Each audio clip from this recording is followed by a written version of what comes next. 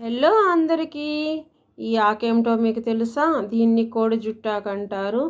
ఈ ఆకు బొప్పాయి తోటల్లోనూ అలాగే అరటి తోటల్లో ఉంటుందండి. నేనైతే ఊరెళ్ళాను. ఊరెళ్ళినప్పుడైతే నా ఫ్రెండ్ అయితే నా కోసం ఈ ఆకు కోసిచ్చిందండి. వాళ్ళకు బొప్పాయి తోట ఉంది. ఆ బొప్పాయి తోటలో ఉందని చెప్పి నాకైతే కోసిచ్చింది.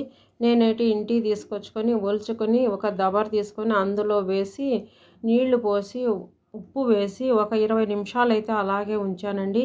తర్వాత అయితే ఆకు తీసుకొని వేరే దబర్లో వేసుకొని 3 పెద్ద సైజు టమోటాలను అయితే కట్ చేసి వేసుకున్నాను. అలాగే కారానికి సరిపడా పచ్చిమిర్చి వేశాను. అలాగే వెల్లుల్లి రెబ్బలు వేశాను. కాస్త పసుపు అయితే వేశాను. తర్వాత తగినన్ని నీళ్లు పోసి ఉడికించుకున్నానండి. ఈ మిగతా ఆకుకూరల్లో ఎటువంటి పోషక విలువలు ఉంటాయో ఈ కోడి జుట్టు ఆకులో కూడా అన్ని పోషక విలువలు అయితే ఉంటాయి.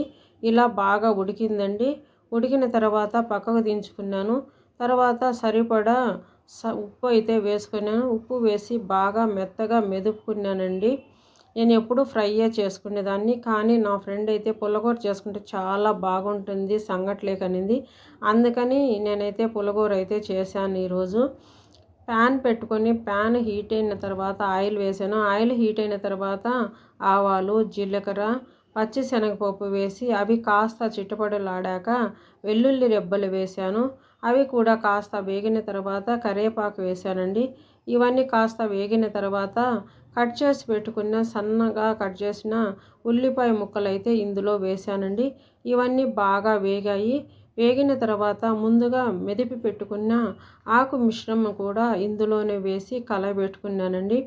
ఇలా 10 మినిట్స్ వరకు అలా కలయబెట్టాను. కొద్దిగా వాటర్ కూడా వేసి బాగా ఉడికించుకున్నాను. ఇదంతా బాగా ఉడికిందండి. టేస్ట్ అయితే చాలా బాగా వచ్చింది.